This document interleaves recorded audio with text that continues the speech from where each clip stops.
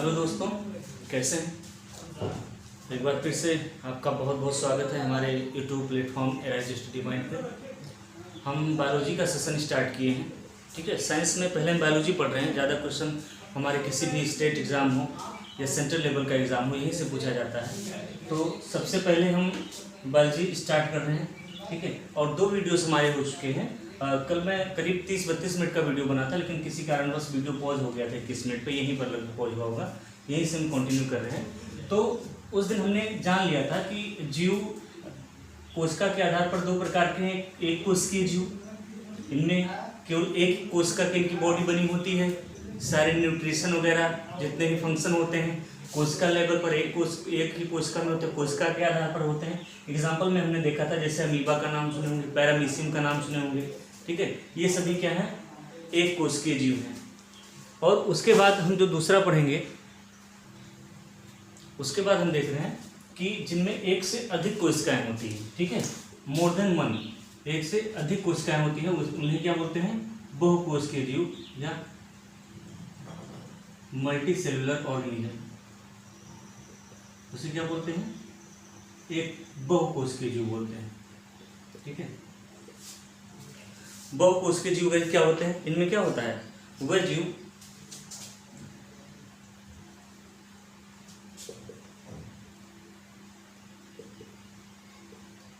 जिनके शरीर में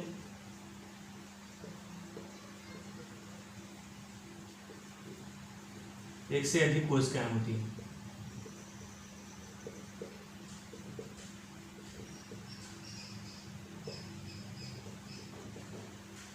जिनके शरीर में क्या होती है, एक से अधिक कोशिकाएं होती हैं, उन्हें क्या बोलते हैं, बहुकोशिकीय जीव बोलते हैं। इसमें एग्जांपल में देख लेंगे, पैरामीशियम, अमीबा या और कवक, ये सब होते हैं। इनके अलावा और जितने भी उच्च स्तर के पादप या जंतु होते हैं, वो सभी क्या होते हैं,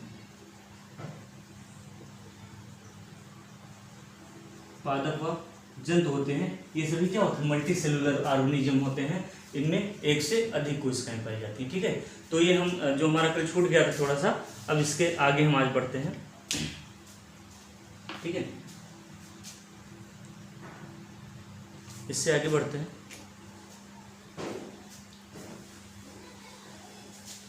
देखिए, जो कोशिकाएं होती हैं ये 2 प्रकार की होती हैं। कोशिकाएं कितने प्रकार की होती हैं, 2 टाइप की होती हैं। तो हम पढ़ने जा रहे हैं जो अब का टॉपिक, वो टाइप ऑफ सेल पढ़ने जा रहे हैं। क्या पढ़ने जा रहे हैं, टाइप्स ऑफ सेल, कोशिका के प्रकार। कोशिकाएं केंद्र के आधार पर बांटा गया है। इसके आधार पर कोशिका में एक केंद्रक पाया जाता है, उसके आधार पर। ठीक है, इसके आधार पर, केंद्रक के आधार पर 2 प्रकार की कोशिकाएं पाई जाती हैं। ठीक है, एक को बोलते हैं प्रोकैरियोटिक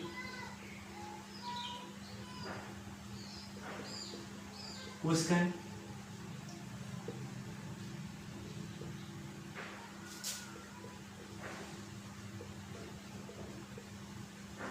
और दूसरे को क्या बोलते हैं, यूकैरियोटिक।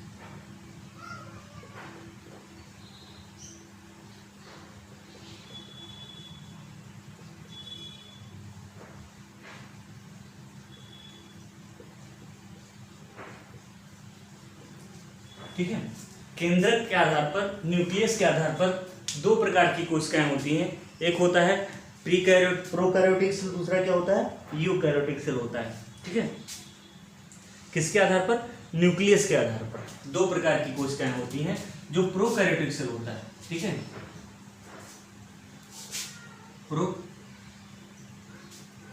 Prokaryotic cell. ठीक है, प्रो का मतलब होता है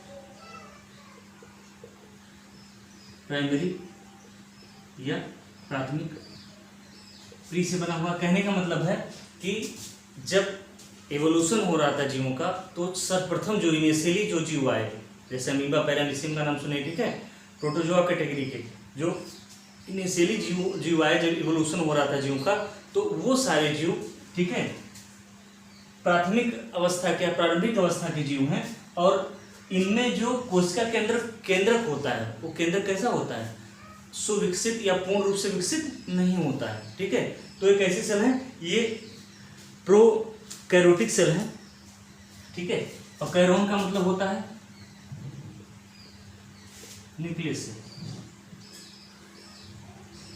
ठीक है, कहने का मतलब प्रारंभिक स्तर पर या प्राथमिक स्तर पर जो पहले जीवों का डेवलपमेंट हुआ, वहां का जो न्यूक्लियस था उस टाइम का कैसा था,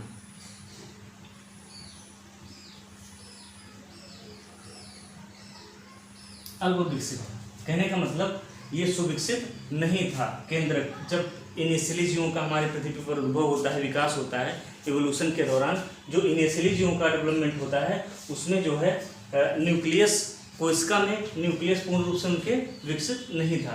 लेकिन यूकैरियोटिक मतलब होता है, यू का मतलब ये होता है वेल डेवलप्ड, और कैरोन का मतलब आप जानते ही हैं, न्यूक्लियस। ठीक है, वेल डेवलप्ड न्यूक्लियस यानी कि इस टाइप की सेल में, यूकैरियोटिक सेल में जो केंद्रक है ये क्या है, सुविकसित है। इसमें क्या होता है, केंद्रक पूर्ण रूप से विकसित होता है। केंद्रक क्या होता है, इसमें पूर्ण रूप से विकसित होता है। ठीक है, प्रीकैरियोटिक सेल में केंद्रक अब विकसित होता है, लेकिन यूकैरियोटिक सेल में केंद्रक सुविकसित होता है, पूर्ण रूप से विकसित होता है, वेल डेवलप्ड होता है। ठीक है, और इसके कुछ कैरेक्टरिस्टिक देते हैं। वेल डेवलप्ड का मतलब देखो, ये आपका मान लो कोशिका है।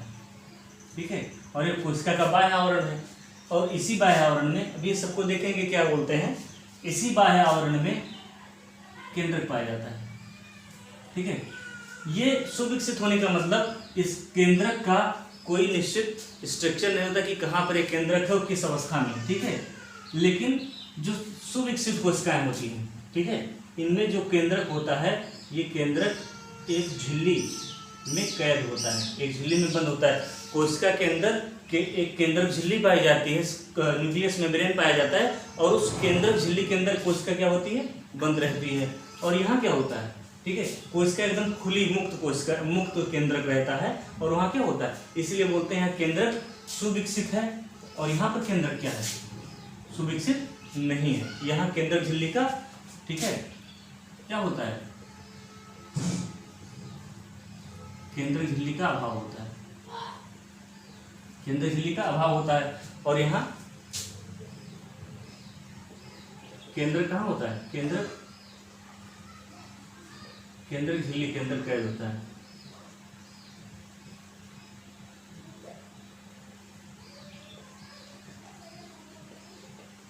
केंद्रक कहाँ होता है, केंद्रक झिल्ली के अंदर होता है।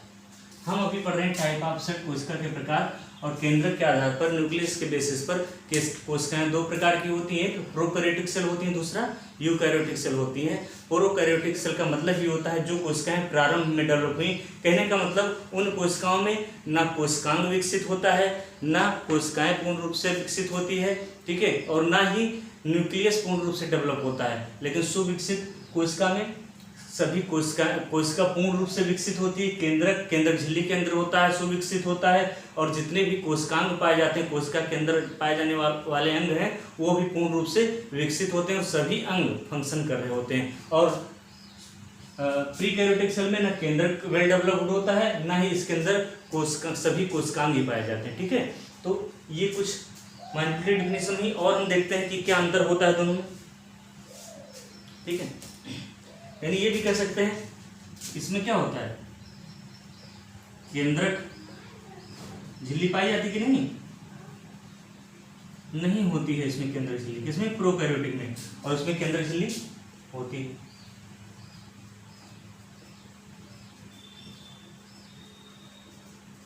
इसमें न्यूक्लियर मेम्ब्रेन पाया जाता है, ठीक है, इसमें केंद्रक झिल्ली होती ही नहीं है। ठीक है, इसमें सभी कोशिकांग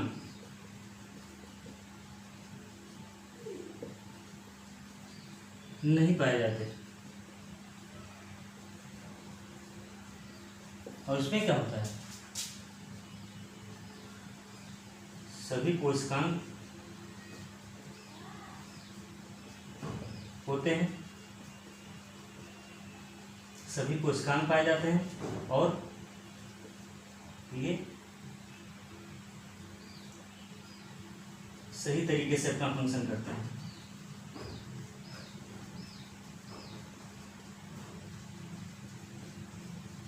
ये सही तरीके, फोन नीचे तो नहीं हूँ आपका, ठीक है, दिख रहा है अभी तक। कोशिकांग पाए जाते हैं और ये सही तरीके से काम कर रहे होते हैं, ठीक है। इतना लिख लीजिए, फिर अभी प्रोकैरियोटिक यूकैरियोटिक सेल में और कुछ बातें देखेंगे, इसको शॉर्ट ले लीजिए, ठीक है। आगे देखते हैं। आपको बताया गया था कि कोशिका सिद्धांत में कि कोशिका का विभाजन होता है, कोशिका से 2 कोशिका 4 कोशिका बनती है, और इसी तरीके से कोशिका के डेवलपमेंट से टिश्यू बनता है, टिश्यू के डेवलपमेंट से अंग बनते हैं, ऑर्गेनल्स बनते हैं, और ऑर्गेनल्स के डेवलपमेंट से पूरा अंग तंत्र बनता है, ठीक है, ऑर्गेनल सिस्टम बनते हैं। तो कोशिका का विभाजन होता है, लेकिन जो अविकसित कोशिका होता है इसका जब विभाजन विखंडन होता है, ठीक है,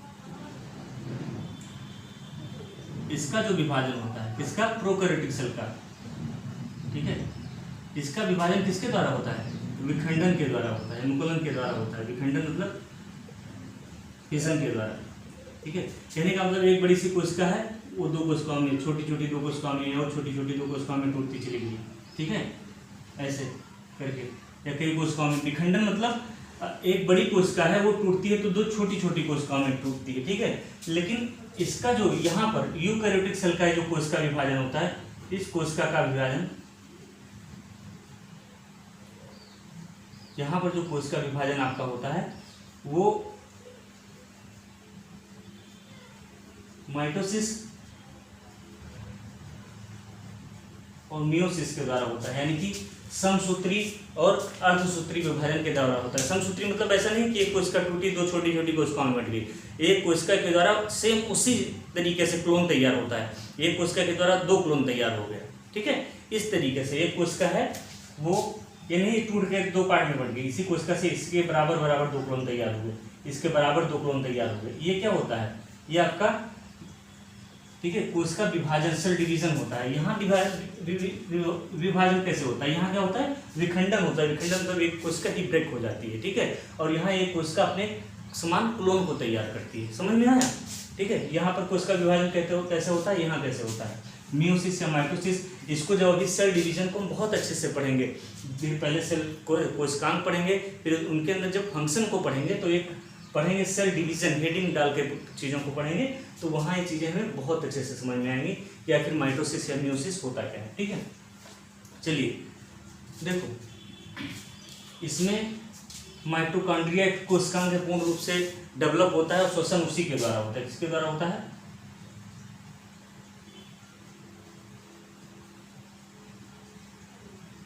माइटोकॉन्ड्रिया के द्वारा होता है।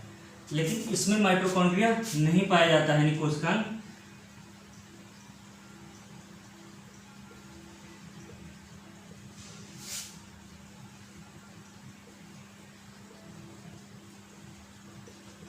इसमें माइटोकॉन्ड्रिया नहीं पाया जाता है। इसमें एक बेंड संरचना होती है, ऐसे वलित संरचना होती है, इसी के द्वारा क्या होता है, श्वसन होता है, और इसे मीसोसोम बोलते हैं।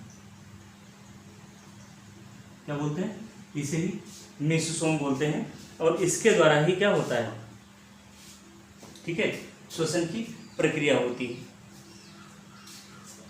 ठीक है, इसी मीसोसोम के द्वारा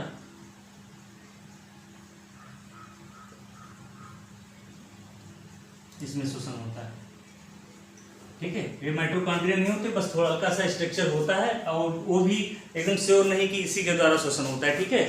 इसके द्वारा लोग गेस लगाते हैं कि मीसोसोम के द्वारा श्वसन होता है, क्योंकि इसमें माइटोकॉन्ड्रिया नहीं पाया जाती, फिर भी ये जीवित रहता है, तो श्वसन तो होता होगा। किसके द्वारा होता है, ठीक है, किसके द्वारा होता है, मीसोसोम के द्वारा होता है। ये याद रखने वाली चीज़ है, इसमें एक्स्ट्रा चीज़ है, ठीक है। लेकिन इसमें माइटोकॉन्ड्रिया नहीं पाया जाता है, और यहाँ पर माइटोकॉन्ड्रिया पाया जाता है, इसी के द्वारा श्वसन होता है। कोशिकांग पढ़ेंगे तो बहुत अच्छे तरीके से माइटोकॉन्ड्रिया का स्ट्रक्चर देखेंगे और उसके फंक्शंस के बारे में पढ़ेंगे और उससे जो छोटे छोटे क्वेश्चन बनते हैं उनको भी देखेंगे। तो ये आपका बेसिकली कोशिकाएं केंद्र के आधार पर दो प्रकार की होती हैं, यूकैरियोटिक और प्रोकैरियोटिक कोशिकाएं। इन दोनों में डिफरेंस हुआ और प्रोकैरियोटिक सेल क्या होते हैं, इनके क्या क्या कैरेक्टरिस्टिक होते हैं, और यूकैरियोटिक सेल क्या होते हैं, इनके क्या क्या कैरेक्टरिस्टिक होते हैं। ठीक है, तो इसको आप एक बार नोट डाउन कर लीजिए, फिर हम आगे बढ़ेंगे।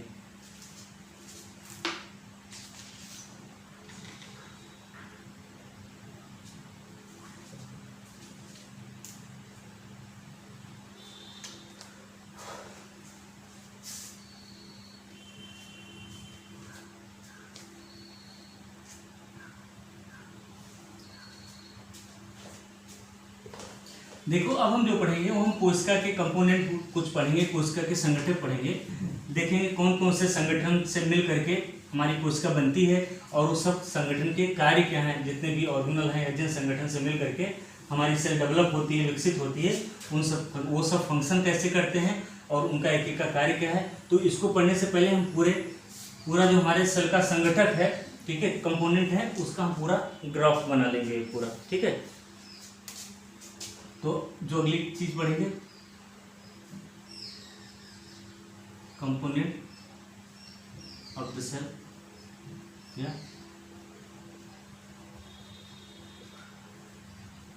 कोशिका के ऊपर दिख रहा है एकदम संगठन।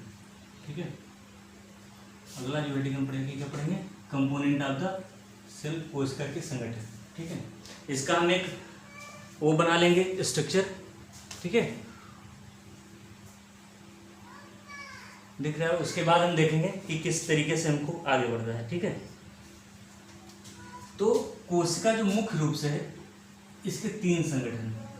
ठीक है, एक कंपोनेंट आपका है बाह्य आवरण। ठीक है, कोशिका का जो बाहरी संरचना जिससे बना होता है, आउटर स्पेस बाह्य आवरण। ठीक है, और इस बाह्य आवरण के अंदर जो संरचना पाई जाती है वो नाम सुने होंगे, कोशिका भित्ति। देखो इसको बना लेंगे अगर एक फ्रेम, तो धीरे धीरे जब हम आगे बढ़ेंगे समझेंगे तो आपको कोई प्रॉब्लम नहीं आएगी, चीज़ों को समझने में आपको दिखती रहेगी। तो कोशिका का जो संगठन है उसमें एक होता है सेल वॉल, और दूसरा क्या होता है कोशिका झिल्ली।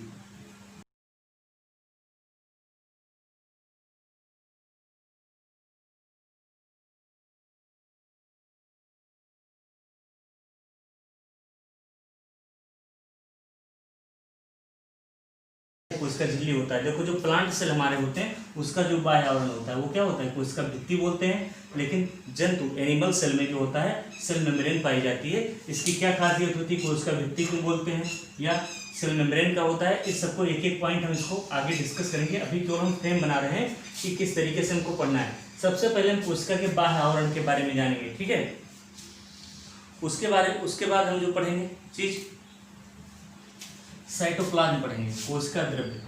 क्या पढ़ेंगे, कोशिका द्रव्य। ठीक है, जो सेल मेम्ब्रेन है, ठीक है, या सेल वॉल है, उसके अंदर एक लिक्विड मटेरियल पाया जाता है जिसको कोशिका द्रव्य बोलते हैं। और जितने भी कोशिका के अंग होते हैं, ठीक है, ये जो आपका सेल वॉल या सेल मेम्ब्रेन है इसके अंदर क्या होता है, आपका कोशिका द्रव्य होता है। ठीक है, लिक्विड होता है। और इसी कोशिका द्रव्य के अंदर क्या होता है, ठीक है, इसी कोशिका द्रव्य के अंदर सारे जो कोशिका के अंग हैं ये ऐसे तैरते रहते हैं। ठीक है, तो हम क्या पढ़ेंगे, कोशिका द्रव्य पढ़ेंगे। इसको जानते होंगे, बता दी है, क्या बोला जाता है, साइटोप्लाज्म बोला जाता है। कोशिका द्रव्य पढ़ेंगे और इसी कोशिका द्रव्य के अंदर जो हमारे अंग हैं, ठीक है, सेल ऑर्गेनल्स हैं, कोशिका अंग हैं, उनके बारे में पढ़ेंगे। क्योंकि जितने भी कोशिका अंग हैं कहाँ पर तैरते रहते हैं, इसी सेल वॉल में तैरते रहते हैं। ठीक है, कोशिका द्रव्य पढ़ेंगे। इसमें हम दो स्ट्रक्चर पढ़ेंगे, एक तो कोशिकांग पढ़ेंगे जो जीवित होते हैं, कोशिकांग, और दूसरा कुछ निर्जीव पदार्थ भी इस मटेरियल में तैरते रहते हैं, मूव करते रहते हैं, उनके बारे में पढ़ेंगे। ठीक है, यानी कि यहाँ पर क्या पढ़ेंगे, सेल ऑर्गेनल्स, ये भी काफ़ी इंपॉर्टेंट चीज़ है, इसको एक एक अंग इसको पढ़ेंगे सेल ऑर्गेनल्स में, ठीक है, एक एक हम कंप्लीट करते चलेंगे। फ्रेम आप साथ साथ बनाते चलिए कि ज़्यादा टाइम ना लगे, बाद में रुकना ना पड़े आप, ठीक है। सेल ऑर्गेनल्स में देखेंगे कोशिकांग में, जैसे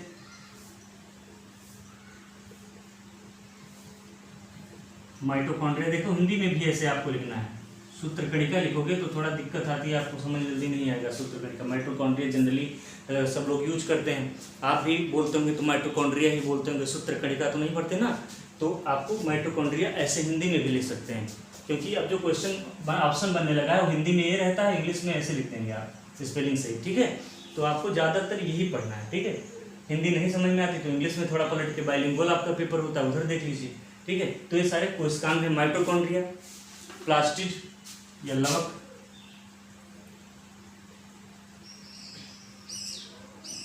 प्लास्टिड, ठीक है, ये सारे क्या हैं, ये सभी कोशिकांग हैं। एक एक कोशिकांग को हम अच्छे से पढ़ेंगे, माइटोकॉन्ड्रिया क्या होता है, माइटोकॉन्ड्रिया का स्ट्रक्चर कैसा होता है, इसका कार्य क्या होता है, इसके माइटोकॉन्ड्रिया के अंदर भी कुछ अगर पार्ट पाए जाते हैं उसके क्या फंक्शन क्या कार्य हैं। ऐसे प्लास्टिड में देखेंगे कितने प्रकार के होते हैं, क्या कार्य होता है, कि क्या जंतुओं में पाए जाते हैं, कि जंतु और पादप दोनों में पाए जाते हैं, इन सब को हम देखते चलेंगे, ठीक है। और फिर लास्ट में सेल वॉल और एनिमल सेल और प्लांट सेल में डिफरेंस भी देख लेंगे, ठीक है। माइटोकॉन्ड्रिया, प्लास्टिड, ठीक है, इंडो प्लाज्मिक रेटिकुलम, इसको शॉर्ट में ER हम बोलेंगे, क्या बोलेंगे, ER, इंडो प्लाज्मिक रेटिकुलम, ठीक है।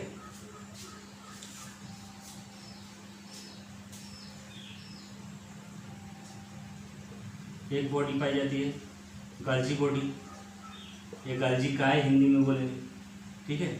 एक और बॉडी पाई जाती है क्या, लाइसोसोम, ठीक है। एक और बॉडी पाई जाती है राइबोसोम,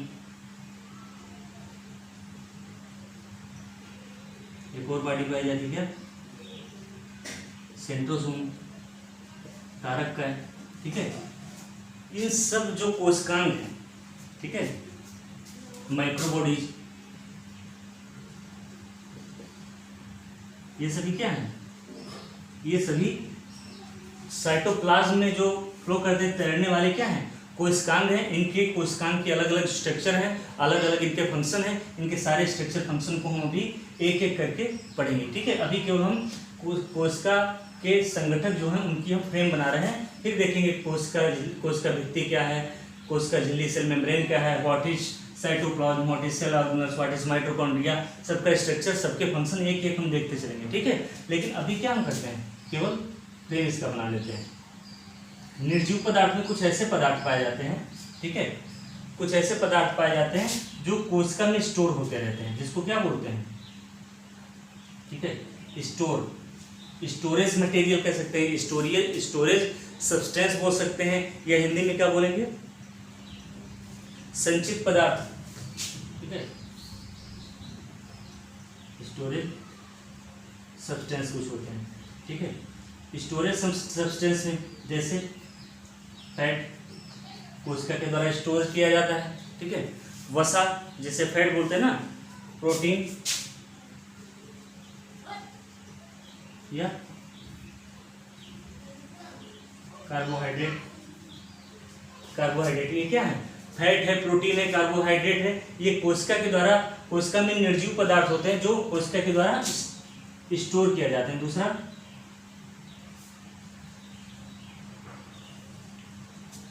जो कोशिका क्या करती है, सेक्रेट करती है, SECRETORI, सेक्रेटरी, SECRE,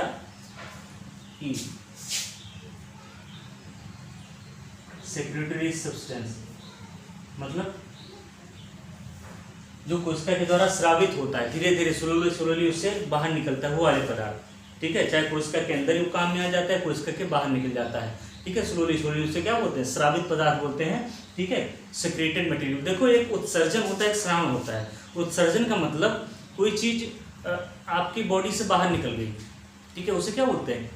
उत्सर्जन बोलते हैं, उत्सर्जी पदार्थ बोलते हैं। और वो क्या होती है, वो जब निकलता है आपको पता चलेगा, ठीक है, और बाहर आपसे फ्लो हो जाएगा, ठीक है। लेकिन जो सेक्रेटरी मटेरियल होते हैं ये स्लोली ये, ठीक है, निकलते रहते हैं, कॉन्टिन्यूसली निकलते रहते हैं, और हो सकता है शरीर से बाहर निकल जाए, हो सकता है इनका शरीर में यूज हो जाए, ठीक है। जैसे आप ब्रेड चबाते हो तो क्या होता है, आपके एमाइलेज या टायलिन आपके गलफड़ों से क्या होता है, सेक्रेट होता है, स्लोली निकल आता है, हमेशा नहीं निकलता है, जब कोई चीज़ चबाते हैं तो निकलता है, तो क्या होता है वो टायलिन या एमाइलेज क्या होता है, सेक्रेट होता है, ठीक है।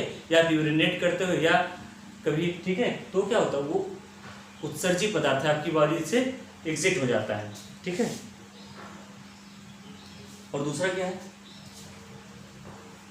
इसके अंतर्गत क्या होता है, सेक्रेटरी सब्सटेंस के अंतर्गत, जैसे कोई एंजाइम है, अभी हम बताएंगे, ठीक है, कोई क्या है, एंजाइम है, कोई वर्णक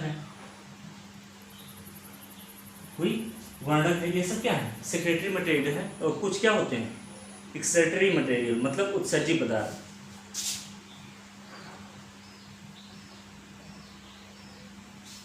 EXCRETORY,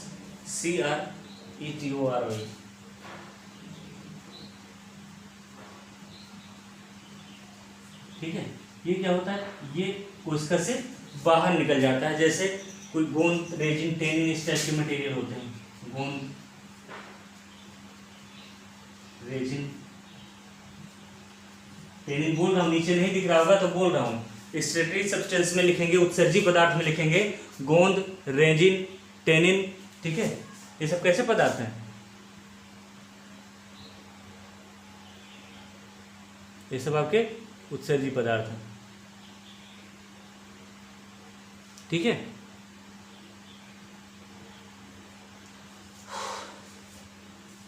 चलिए आगे देखते हैं, एक और पार्ट पढ़ेंगे हम अच्छे से, इसमें कोशिका के संगठन में, जिसको बोलते हैं न्यूक्लियस या केंद्रक, ठीक है। इसके बारे में अलग से पढ़ेंगे, बहुत अच्छी टॉपिक है ये, यहाँ से क्वेश्चन भी बहुत बनता है। केंद्रक क्या, न्यूक्लियस, ठीक है। देखो टाइम लगेगा, लेकिन नोट्स आप बनाते चलेंगे, चीज़ें बहुत अच्छे से आपकी क्लियर होंगी, ठीक है। इसके अंतर्गत अनुवांशिक पदार्थ के बारे में हम पढ़ेंगे। अनुवांशिक पदार्थ हमारे कहाँ पाए जाते हैं, केंद्रक में पाए जाते हैं, DNA, RNA, इस सब के स्ट्रक्चर के बारे में पढ़ेंगे, ठीक है। इनके फंक्शन के बारे में पढ़ेंगे, बहुत अच्छे से पढ़ेंगे, ठीक है। अनुवांशिक पदार्थ, तो ये हमारा स्ट्रक्चर है, ठीक है। अगले वीडियो से हम क्या करेंगे, इन्हीं स्ट्रक्चर में एक पार्ट को उठाएंगे, ठीक है। कोशिका भित्ति, कोशिका झिल्ली, फिर कोशिका द्रव्य में आएंगे, कोशिकांग पढ़ेंगे, ठीक है। उसके बाद माइटोकॉन्ड्रिया, गोल्जी बॉडी, प्लास्टिड, जैसे एक एक कोशिकांग पढ़ेंगे, उत्सर्जी पदार्थ के बारे में पढ़ेंगे, फिर केंद्रक के बारे में पढ़ेंगे। आफ्टर दैट हम सेल डिवीजन पे आएंगे, और सेल से रिलेटेड बहुत सारे हम अच्छे फैक्ट्स और कॉन्सेप्ट को देखेंगे। साथ साथ अगले वीडियो से मैं कुछ वनडे और हमारे TCS RO लेवल पर जो क्वेश्चन यहाँ से पूछे गए हैं, उन क्वेश्चन का भी डिस्कशन होगा। Thank you very much.